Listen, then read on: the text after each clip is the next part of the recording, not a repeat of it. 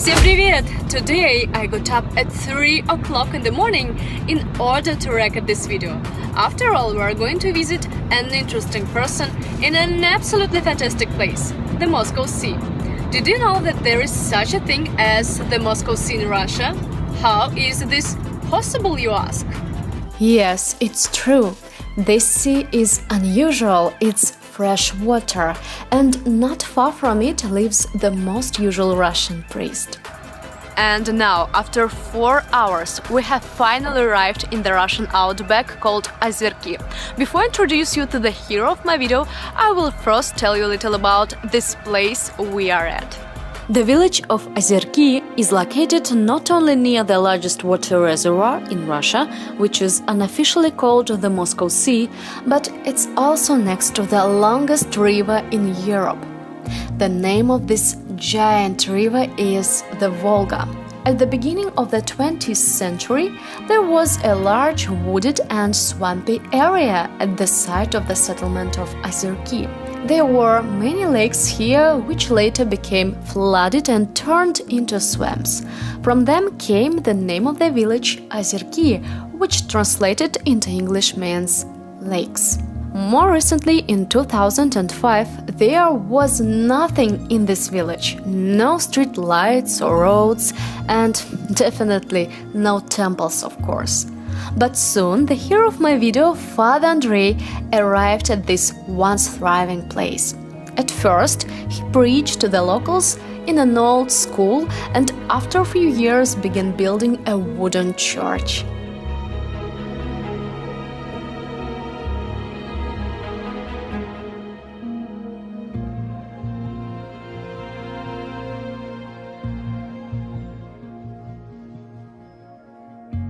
And here is the temple.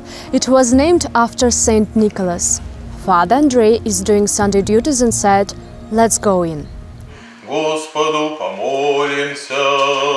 Господи, помилуй. О великом Господине, Отце нашем святейшем Патриарсе Кирилле, и о Господине нашем Высокопреосвященнейшем Митрополите Саве, честне пресвитерстве во Христе диаконстве, И хваля и прославление Твои благодеяния. Господи, Господи, милость Твоя ожидала. Иисусе Христе, пришедше на запад солнца. Now in Russia it is Lent. Therefore, during today's church service, people recall the last 12 hours of the life of Jesus Christ who suffered. The service is called Suffering. Today is a unique service. This service can only be seen during Lent. Like all church services, Father Andrei conducts it in Old Slavonic. Nowadays, practically no one in Russia speaks this language. Therefore, after the sermon, Father Andrei explains to people about the significance of this service in modern Russian. В Гефсимании Христос несколько раз обращается к своему Небесному Отцу. «Отче мой, если возможно, доминует меня чаша сия». Он этим показывает, что он знает, какие страдания его ожидают. И молится он, как мы знаем, до кровавого пота. I promise to show not just what Father Andrei does in this temple, but also how he lives. Therefore, right after the service, we'll go visit him at home. By the way, Father Andrei lives just a few meters from the temple. I hope he's already at home.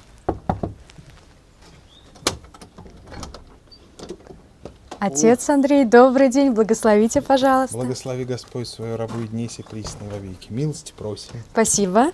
It became immediately clear that Father Andrei is a good-hearted person. He begins tours around the house with the kitchen. There he started preparing dinner for us not so long ago. This is my kitchen.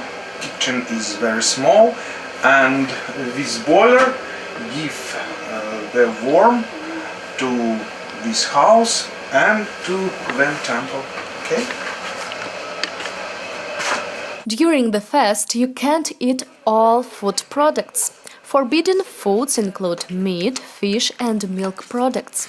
Therefore, Father Andrei usually eats vegetable salad and potatoes. And this is my bathroom. Its size similar with kitchen. Wow, the size of this bathroom is impressive. You can dance in here. Tyson toilet. Tyson hippo toilet. This is hippo toilet. Who is it? I want to introduce you to someone. This is my precious cat. He's American and very smart. He is 2 years old. His name is Tyson, but I call him Hippo. Those who read Master and Margarita by Bulgakov remember the hero, a huge black cat, and it seems to me that he is very similar to it. Tyson, морой сюда. Ой, ты узко у нас тесется, узко тесется. Ой ты, ой ты, ой ты узко тесется у нас. The fact is that the Russian Church considers dogs to be unclean animals. Apparently, this cat, the size of a dog, has become an excellent substitute for Father Andrei. In addition, he has a dog-like character. Hippo. Tyson. Father Andrei has been serving the church for the past 15 years. Prior to that, he worked as a television correspondent in the Moscow region of Noginsk and in Moscow on one of the main channels, alternating between two programs, Russian Home and Russian Look. The story of how he became a priest is astounding. Since childhood, I have had an interesting ambition. While ordinary children dreamed at that age to become an astronaut, I wanted to become a priest. I did not understand what that was. I grew up in an unbelieving family. There was an interesting experience when I was a little boy. My mother once saw from the window. I brought my mother's black robe from my house and put it on myself. It turned out to be some kind of church clothes, and then I made a kind of censer from an empty can. I put grass in it and embers from the fire. Mom looked out the window and said, "All children are like children, and you are a special child." Therefore, when I turned 18, I was secretly baptized by my parents. This priest is different from all other priests in Russia in that he not only serves the church, but also works in television. He makes films using Orthodox themes. And recently he started learning English and even started making films in this language. No one knows how the ideas from God come to the world, how these ideas find a worthy people, able to decipher them and sustain this burden in the times of confusion and strife. One of such people was Prince Michael Tverskoy. He and his wife, Princess Anna Kashinskaya, are historically considered saint patrons of Tver lands. But why has this couple been revered? Soon we will tell you.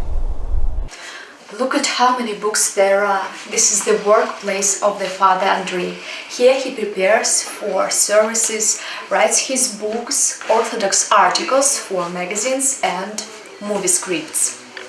The parish building is the property of the church. That is, the father didn't buy it, but he himself designed the inside.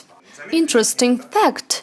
Father Andrei doesn't sleep on a bed like ordinary people do. He sleeps on the floor. So he imitates the ancient saints who didn't benefit from the convenience and sleeps on a hard surface. But because of his modesty, he explains it differently. It is good for my back. Okay? Ой, Девочка. I enjoyed visiting Father Andrei so much that I hope to make a new video about him soon. Write in the comments what you think about the life of this Russian priest and what questions would you like to ask Father Andrei. He will answer everything in the next video. Thank you for watching. I wish you all the best. Пока-пока. By the way, Father Andrei says that the service will begin soon. He has to go back to dress in his church clothes. Пыль дороги, степь да туман, холода, тревоги, да степной бурьян. Бай-бай. Bye-bye. Пока-пока. Good night. Пока. Ну все.